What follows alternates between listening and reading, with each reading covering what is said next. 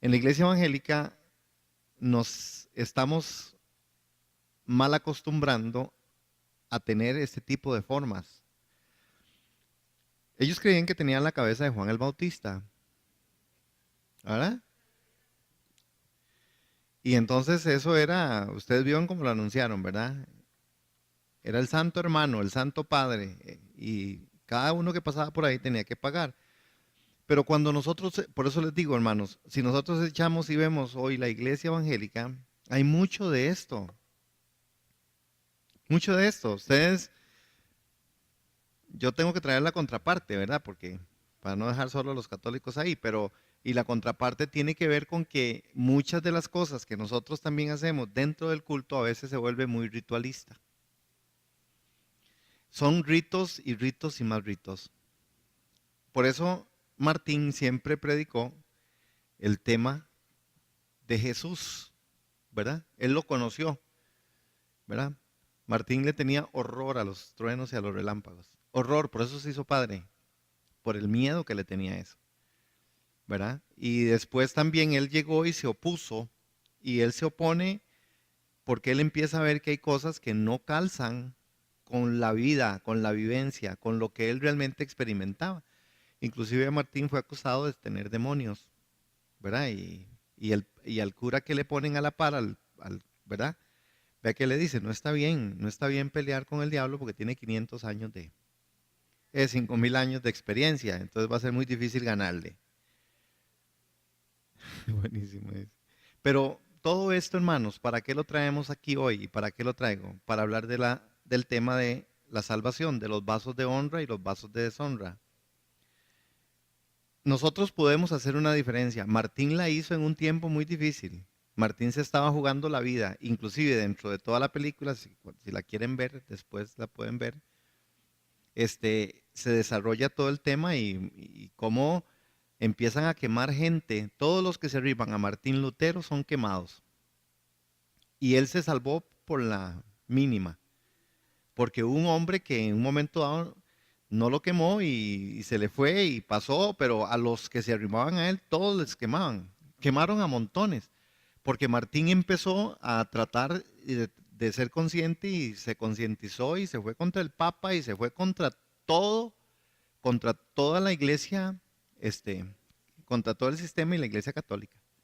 Y no, y resistió el asunto. Él descubrió a un Cristo vivo. Él descubrió a Jesús, ¿verdad?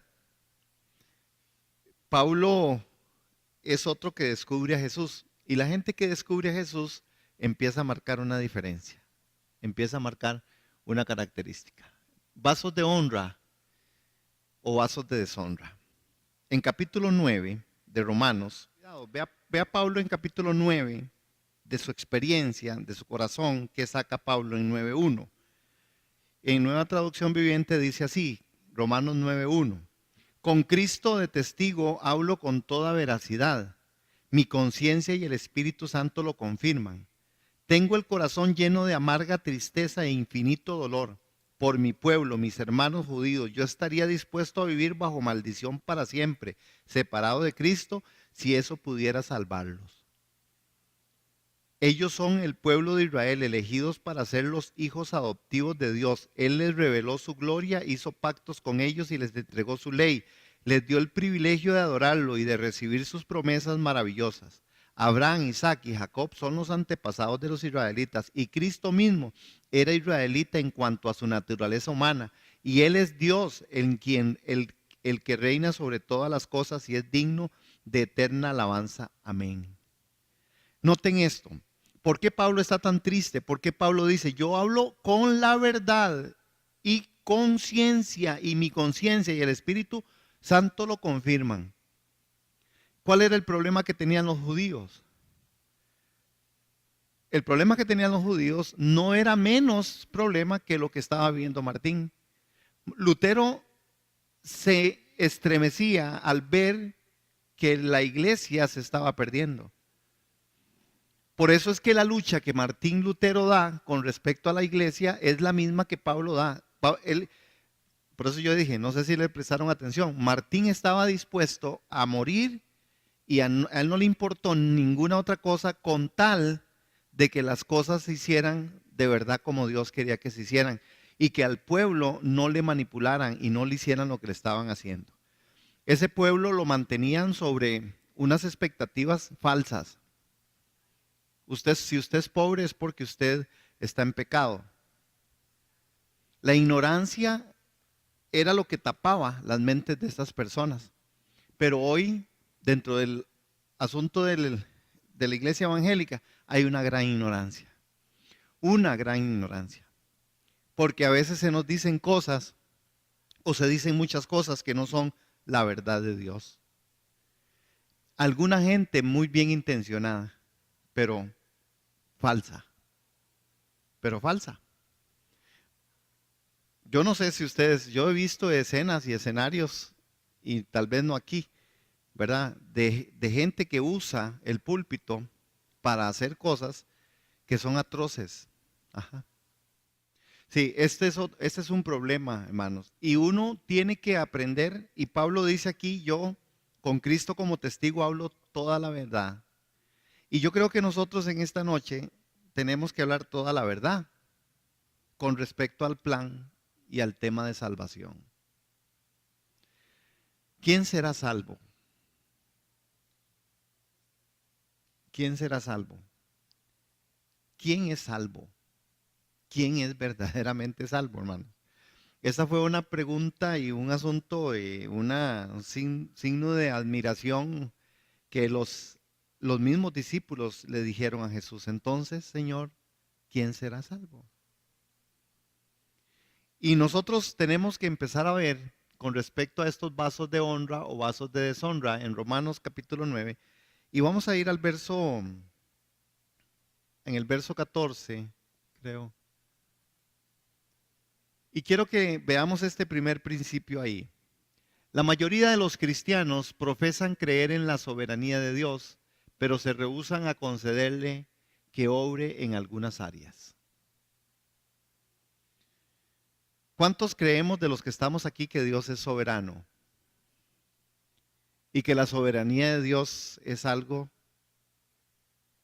inmutable, es algo que no cambia. Dios es soberano. Claro, lo afirmamos, pero igualmente muchos rehúsan a concederle que obre en algunas áreas. Ve, hermanos, esto es, por eso le digo, es tocar fibras muy sensibles de nuestro cristianismo, lo que tal vez hoy podamos tocar, pero qué necesarias son. Y yo espero y oro en el nombre de Jesús que salgamos edificados y no confundidos. Porque al final nosotros sí tenemos que hacer una revisión. Si nosotros estamos aquí, necesitamos implantar y poner y decir las cosas como tienen que ser dichas. Cuando hablamos de la Escritura y hablamos de la soberanía de Dios y hablamos de la salvación, hablamos de la doctrina de la elección. Creo que en 9:14 dice, ¿qué pues diremos? ¿Que hay injusticia en Dios? Dice el apóstol Pablo. ¿Qué dice? En ninguna manera. Dios es injusto. ¿Verdad que Dios no es injusto? Hablamos el martes pasado de la justicia de Dios. Dios es justo. ¿Verdad? Y si Dios es justo, dice en verso 15, pues a Moisés dice, tendré misericordia de que yo tenga misericordia y me compadeceré del que yo me compadezca. En el verso 16, así que no depende del que quiere ni del que corre, sino del que Dios tiene misericordia. Porque la Escritura dice a Faraón, para esto mismo te he levantado, para mostrar en ti mi poder y para que mi nombre sea anunciado en toda la tierra. Verso 18, de manera que de quien quiere tiene misericordia y al que quiere endurecer, endurece. Pero me dirás, ¿por qué pues inculpa? ¿Por qué? ¿Quién ha resistido a su voluntad? Verso 20. Mas antes, oh hombre, ¿quién eres tú para que alterques con Dios? Dirá el vaso de barro al que lo formó, ¿por qué me has hecho así? La pregunta, y yo quisiera antes de avanzar a los siguientes versos, que quedara muy claro cómo es que funciona la doctrina de la elección. Es decir, por el cual mucha gente se ha desviado, hermanos. entendiendo equivocadamente lo que aquí se dice. Porque uno escucha a la gente, alguna gente que inclusive estaba en medio de nosotros y que todavía en medio de la iglesia hay gente así. Porque dice, bueno, es porque Dios dice que Él tendrá misericordia del que tenga misericordia. Y entonces a veces dicen, bueno, es porque a Dios le plació a hacer las cosas así y si Él quiere endurecer a alguien, alguien lo endurece. Pero ¿será estos textos de verdad, hermanos, de esa forma? ¿Será que unos son elegidos para vida eterna y otros para perdición?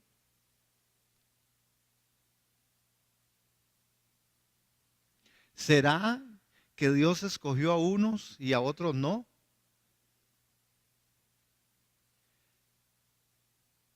¿Será que usted es escogido y su vecino no? ¿Será que usted es escogido y su hijo que anda en cosas que no son correctas, entonces a él no?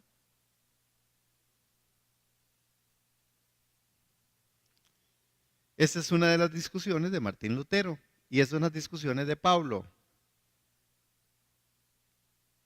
Porque vea cuando el chico muere y qué dice él. No, este muchacho se murió porque estaba presionado y el diablo lo empujó. Y él le puso el crucifijo y le dijo, él te va a salvar. ¿Verdad? ¿Sí vieron eso, hermano? Ok, ok.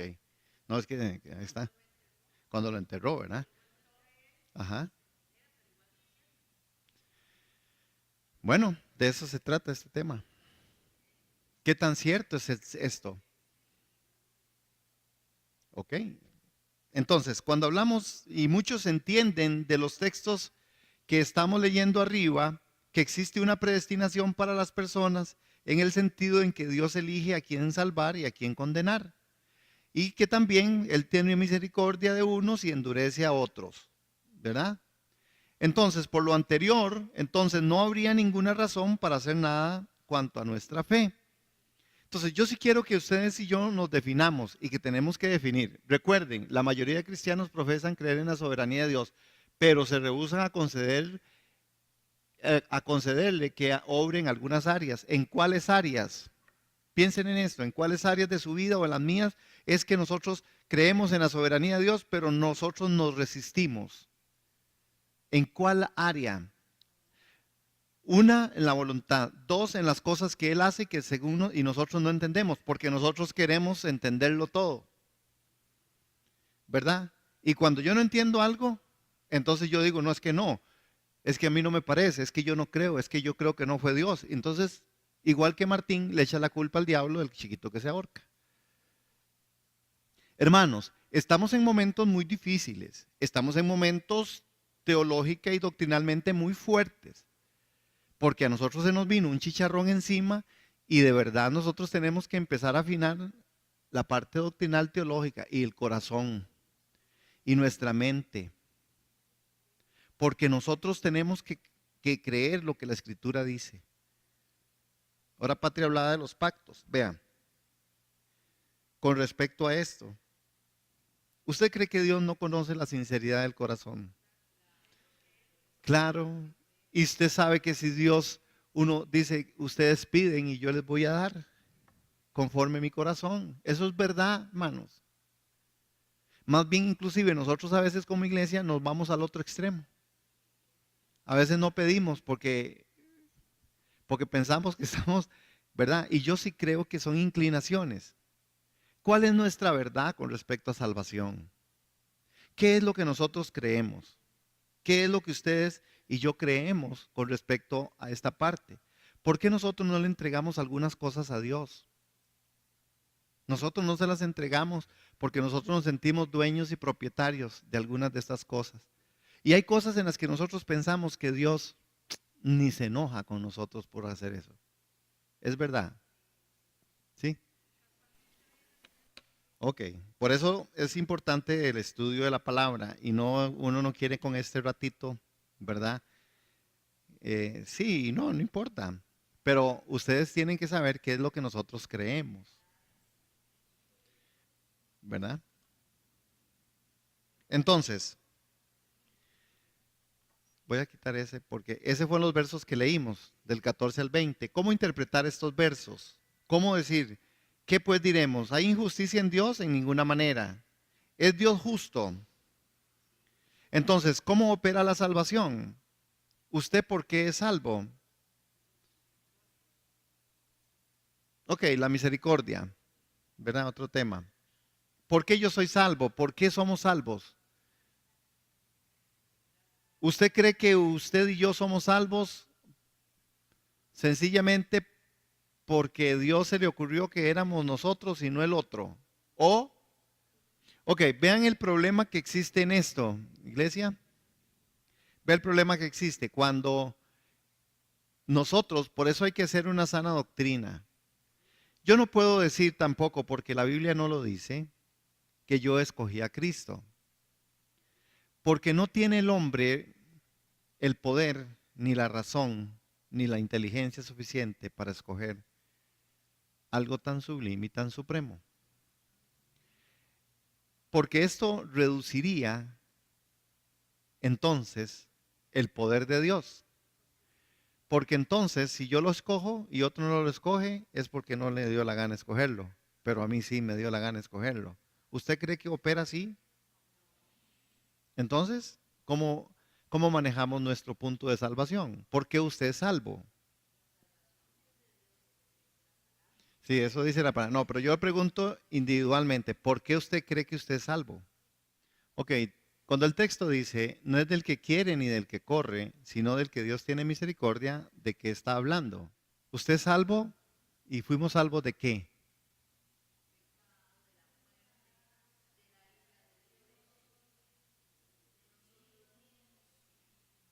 ¿Y para qué? Y vean ahí, uno de los pleitos de Lutero era este, y se los voy a poner tal vez como Lutero lo ponía. Ustedes son salvos de todo eso. ¿Para qué son salvos de todo eso? ¿Para qué? ¿Para qué somos salvos de todo eso? ¿Sí? ¿Y para qué más? Para vivir y nosotros vivimos para Dios. Vivimos para Dios, porque si no, es contrario. Él nos salva por un propósito. Yo le doy a usted 1,000 colones para que usted se compre un bollo de pan, un baguette. Y si usted esos 1,000 colones, usted sabe que es para que se compre un bollo de pan y usted no se lo compra, usted acertó en el propósito por el cual yo le di los 1,000 colones. Es lo mismo, hermanos. Es lo mismo. Nosotros tenemos un propósito. ¿Usted cree que si nosotros, vean, así somos los humanos? Así somos los humanos. Y Lutero luchaba con eso, porque si usted está en situación adversa, si usted está en dificultad, usted es una persona de oración. Si usted está en una crisis, usted es una persona de oración. Si usted está, usted se vuelve una persona, pero cuando a usted y a mí no nos está pasando nada, la tendencia es a dejar de lado aquellas cosas espirituales y me entrego a otras cosas que no son pecado, que no son malas. Me entrego a otras cosas. Llámese estudio, trabajo, diversión, que no está mal, hermano. Sí, sí, me doy a entender. Yo ya no quiero, pero no está mal. Pero ¿por qué entonces nosotros no estamos? ¿Usted cree que si alguien estuviera en una crisis en este momento y sabría que aquí estamos orando, usted cree que no va a venir a orar? Pero si usted no está en una crisis, usted puede decir, no, mira, es que estoy atrasado, estoy atrasada. No, es que mira qué cansado salí hoy, entonces mejor no voy. No, mira, es que viera que mañana tengo que entrar tan temprano, que son, es, otra vez, hermanos, todo eso se vale. Pero de que se valga delante de nosotros los hombres, no significa que se valga delante de Dios. No significa que estemos cumpliendo el propósito por el cual Dios nos llamó. Es correcto. Entonces, por eso la escritura habla de verdad para que usted fue salvo y para que yo fui salvo. Yo fui salvo para un propósito, que Cristo fuera formado en mí. Pero para que Cristo sea formado en mí, hermano, yo tengo que tener la disciplina espiritual. Entonces, yo no estoy hablando de que yo voy a hacer algo para que me salven, ni pude hacer nada para que nadie me salvara. No puedo hacer nada. ni tan romántico y bonito que pueda sonar y que también uno lo dice y yo lo he dicho muchas veces, como que yo digo, sí, es que llegó un momento donde yo abrí el corazón. Y suena fantástico y bonito, pero así no funciona, no funciona. La salvación es un evento que tiene que ser demostrativo en la vida de piedad, en la santidad. Si no hay santidad, usted piense en su salvación. ¿Qué está haciendo su salvación en usted? ¿Qué está haciendo la salvación en su vida? Si usted no camina en santidad, si yo no camino en santidad, no, la salvación es mentira. Porque un poco lo que apuntaba Guito, bueno, entonces fuimos salvos de qué? De sí, de todas esas áreas. Pero yo no estoy siendo salvo por su vida. La vida de Cristo en mí no está operando. No está operando cuando yo hago cosas que no son. Entonces, si a usted y a mí nos consuela que de Jesús vino y murió por nosotros y en Semana Santa y ahora somos salvos, de ahí está bien, si quiere usted se conforma con eso, pero la Escritura no dice eso, porque Dios tiene un deseo diferente. El deseo de Dios es distinto. Y vamos a ver, vemos qué dice la Escritura. Dios desea que todos sean salvos. ¿Cuántos quiere Dios que sean salvos? ¿Y por qué no todos son salvos? En ningún texto aparece que diga que Dios quiere que algunos sean salvos y otros no. Aunque algunos quieran distorsionarnos y algunos quieran poner esa duda y algunos quieran ser personas que siguen ese planteamiento, pero no tiene una base bíblica. Base bíblica tiene esto: Dios desea que todos sean salvos. Primera de Timoteo, capítulo 2, verso 4, en adelante hasta el 7.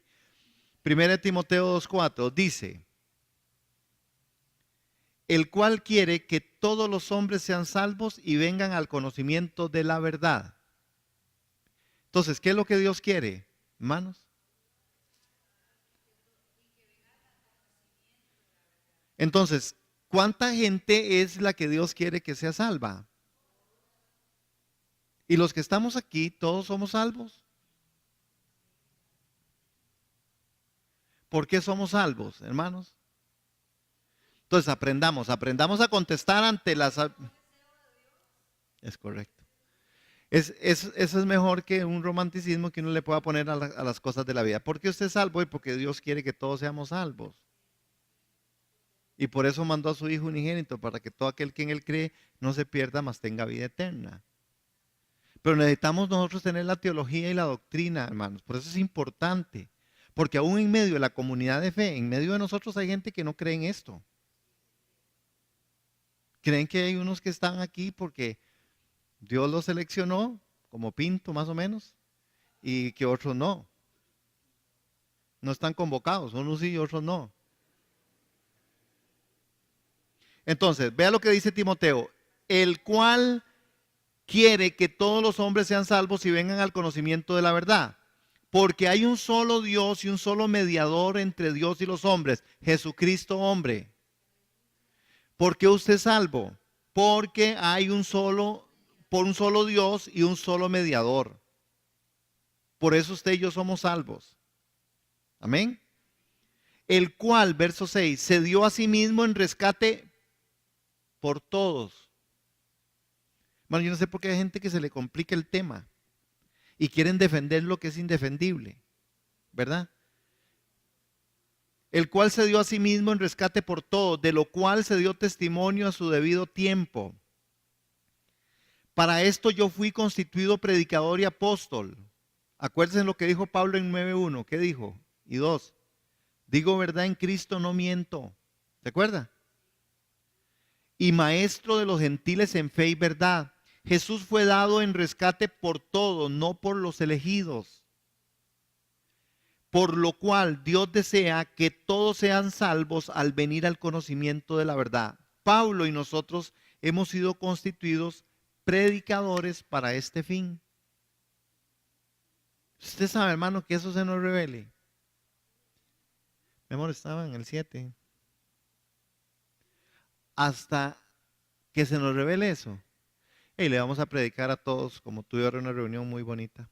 a todos los borrachitos a darles comida, a predicarles, ir a las cárceles y predicar y decirle a la gente, tiene que estar en la iglesia, tiene que venir a la iglesia, tiene que ver los ejercicios espirituales, tiene que orar, usted tiene que ayunar, tiene que interceder, usted tiene que adorar, tiene que alabar el nombre del Señor. Hermano, eso tendría que ser el estilo de vida de una persona que ha sido salva.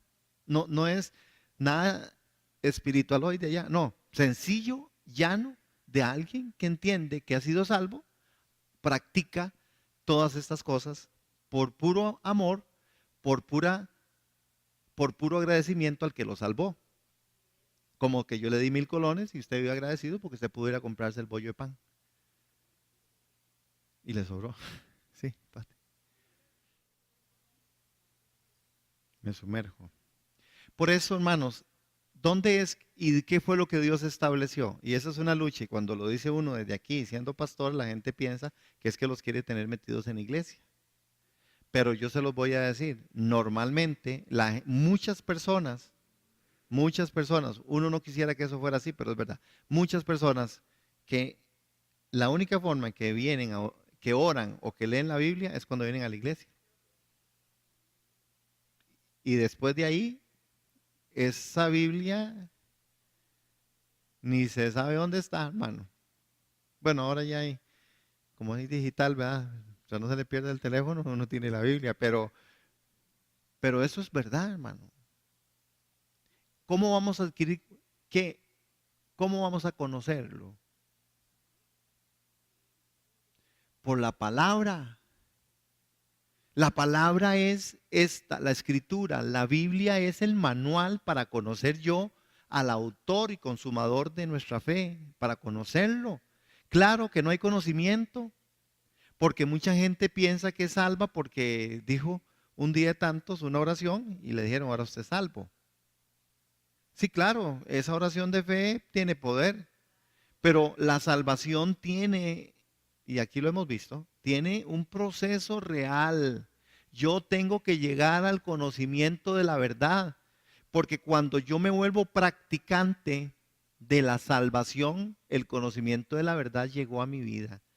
Entonces yo oro, adoro, me congrego, doy, evangelizo, camino en la piedad, camino en santidad, tengo mis espacios con Dios de una forma natural, normal, no como un asunto de, ¿verdad?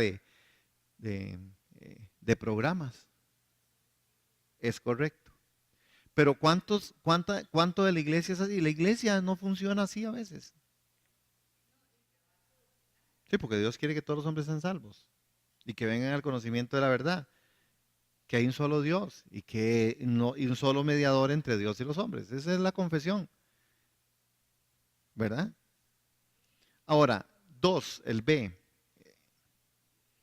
¿Por qué nosotros entendemos que somos salvos? Porque Dios quiere que ninguno se pierda. En Mateo 18:12 relata una, ¿verdad? ¿Qué os parece? Si un hombre tiene 100 ovejas y se descarría una de ellas, ¿no deja las 99 y va por los montes a buscar a la que se había descarriado? Y si acontece que la encuentra, de cierto digo, que se regocija más por aquella que por las 99 que se descarriaron. Así no es la voluntad de vuestro Padre que está en los cielos, que se pierda uno de estos pequeños. Nosotros hemos sido enviados a las ovejas perdidas para que ninguna se pierda. ¿Quién va a hacer esa obra? Hermano, pero ¿cómo vamos a hacer esa obra si nosotros, la predicación hoy no son con palabras, sino con hechos? Hermano, la predicación hoy es hechos, hechos, no palabras.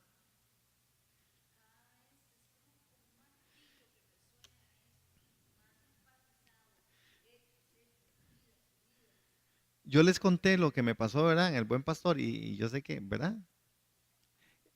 Yo ni abrí la boca, hermanos. Y esa mujer llegó y dijo lo que dijo. Y yo digo, gloria a Dios. Son hechos, hermanos. Hechos. Hechos, hechos, hechos. ¿Usted cree que yo alguna vez he abierto mi boca? Por ejemplo, digamos, en el Buen Pastor parece que yo soy un pastor. No, me conocen como profesor. Pero ahí no se le escapa a ninguno de lo que de lo que yo soy. Es que es el conocimiento de la verdad lo que le hace hacer uno así.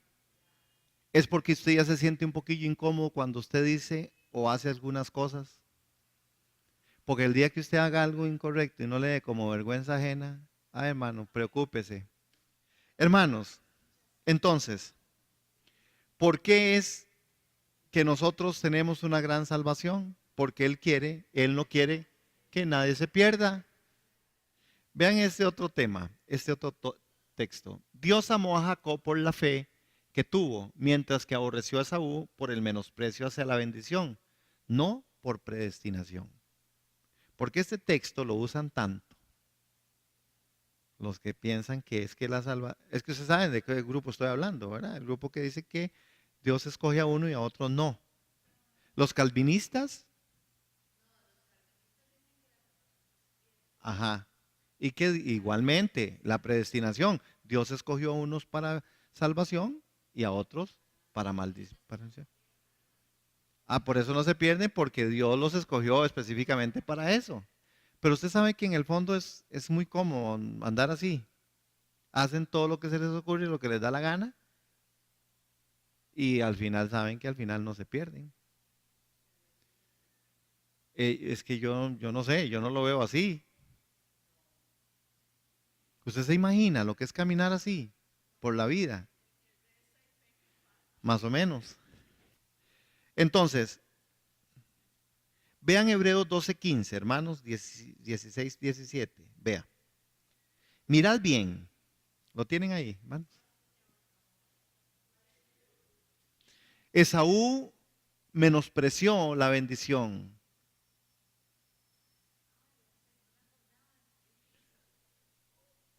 A Jacob amé, a Esaú aborrecí, dice el texto. Entonces algunos dicen, es que Dios, vea que está dentro del vientre de la mamá. No es cierto. Lo que pasa es que no quieren encontrar con la soberanía de Dios y la omnisciencia y omnipresencia de Dios, que Dios todo lo sabe. Esaú venía en una posición donde no despreció la primogenitura por un plato de lentejas, pero Dios ya lo sabía. Pero nosotros estamos en una posición de la misma manera. ¿Cuántos somos salvos y andamos haciendo cosas incorrectas? No andamos comiendo gallitos de lentejas. A mí tampoco, a mí no me gustan lentejas. Cuando vaya a sus casas, yo me las voy a comer y voy a decir, gracias hermano, qué delicia, pero no me den. En Hebreos 12:15 dice, mirad bien, no sea que alguno deje de alcanzar la gracia de Dios, que brotando alguna raíz de amargura os estorbe, porque por ella muchos son contaminados. No sea que haya algún fornicario o profano como Esaú, que por una sola comida vendió su primogenitura. Porque ya sabéis que aún después, deseando heredar la bendición, fue desechado y no hubo oportunidad para el arrepentimiento, aunque la procuró con lágrimas. Esaú fue aborrecido por Dios por haber echado a perder su vida, hermanos, al apreciar su bendición en un plato de lentejas. De la misma forma, mucha gente cristiana, al no ver ninguna bendición aparente, echa a perder su vida cristiana por una tontería. Hermanos, y hoy estamos viviendo un tema de cristianismo así. Hay gente que está dispuesta a vender la primogenitura por un plato de lentejas. Hay algunas personas, hermanos, que llegan a tal momento, no entendiendo la bendición de Dios, que son capaces de agarrarse el primero que pase por la calle, por la desesperación de tener un novio o una novia. Agarran lo primero que sea. Perdón, pero es verdad. Por eso es un engaño espantoso. Lo primero que se les ocurra. Lo primero. No entendiendo que Dios también y la Escritura habla. Hermano, la soltería es un tema en la Biblia de bendición. Pero mucha gente, lo primero que agarre, lo primero, en el cabús, en el tren de 6, porque si no, hermanos, echamos a perder la bendición de Dios. Ese es el tema. Claro, porque ni había nacido y ya estaba predestinado. No es cierto. No podemos nosotros socavar la omnisciencia y omnipresencia de Dios, la soberanía y la sabiduría de Dios. Dios sabía. Es Dios. Dios sabe y conoce nuestros corazones, hermano. ¿Usted cree que no? Claro. No sabía que Adán y Eva iban a pecar. Claro, pero tenía toda la posibilidad de no hacerlo, hermanos. Lo que pasa es que ya lo hizo, ya no se puede hablar de eso. Sí, sí, sí, eso es lo que dice. Es lo que dice Romanos, en capítulo 1. Hermanos, ahora, entonces existe la elección. ¿De qué muñequito les puse más bonito? Alto. Sí, porque ustedes no lo dejan hablar. ¿Existe entonces la elección? ¿Qué creen? Ok, vean Romanos 8:28.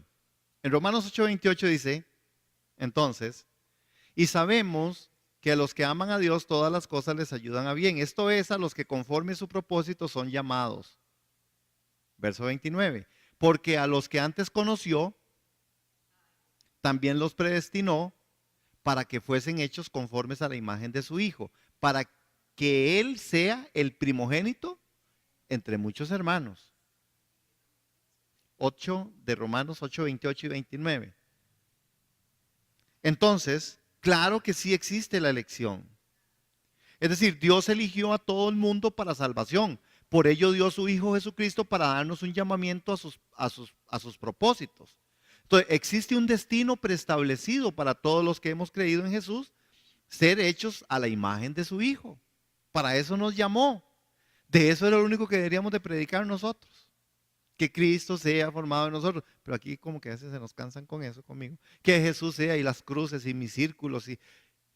Porque es lo único que Dios quiere. Que nosotros seamos hechos a la imagen y semejanza de su Hijo. Ahora, nuevamente encontramos lo siguiente. El destino de Dios es para todos, pero no para cualquiera, sino para aquellos que creen. Entonces, ¿vieron la diferencia ya? Entonces, el punto está en que es para todos, pero no para cualquiera. Una cosa es que yo diga, la salvación es para todos, pero no para cualquiera. A que yo diga, es para todos o es para unos o es para otros. No, es para todos, pero no todos quieren.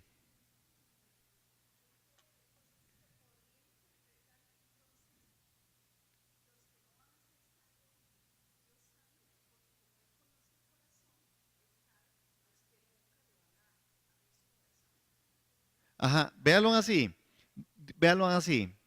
Lo que pasa es esto, Dios sabe porque es Dios, ¿verdad? Lo que pasa es que la posibilidad y la oportunidad, Dios sigue dejándoselas a todos. Ahora, cuando decimos que que no es, no que algunos, ¿verdad? Que algunos no quieren, no es para cualquiera, sino para los que creen, estamos diciendo que hay un acto en el cual yo entro en mi responsabilidad, y estamos hablando de creyentes, no de incrédulos. El problema, el problema en esto es que es el creyente el que no cree. Hay creyentes que no creen, por eso hacen todo lo que quieren hacer y piensan que son cristianos y andan en sus formas y andan en sus concupiscencias, porque no creen, y cuando no creen, entonces véanlo así, hermanos. Lo que pasa es que con Dios su hijo no deja de ser hijo, pero cuando su hijo está en desobediencia, ni usted ni nadie lo salvará del trato de Dios. Ese es el asunto, porque en ese momento no está creyendo. Porque si yo creo, entonces yo no hago eso. ¿Por qué no? Bueno, ahí entonces es donde hay otro panorama. ¿Qué es lo que pasa? Bueno, el enemigo viene y toma ventaja mi propia justicia, mi debilidad, mi carne. Es decir, el asunto está en que yo pueda creer en todo tiempo, en todo momento, de que Jesucristo es el Señor y que Él está siendo formado en mí y que yo soy a la imagen de Él y que entonces yo camine con esa conciencia, con conocimiento de la verdad. Porque allá afuera hay un poco de gente que no tiene lo que nosotros tenemos, ¿verdad? Nosotros tenemos el Espíritu Santo. Entonces el tema no es que nosotros hacemos las cosas por ignorancia. Usted sabe por qué lo hace. Usted sabe, ¿verdad que sí sabe? Lo que pasa es que es duro caer en las manos del Dios vivo que en la de los hombres. Sí, claro, pero yo no tampoco quiero en las del Dios vivo. Yo no sé por qué. Yo siento que yo soy como Martín. ¿Qué va? No es tan fácil, hermanos. No es tan sencillo.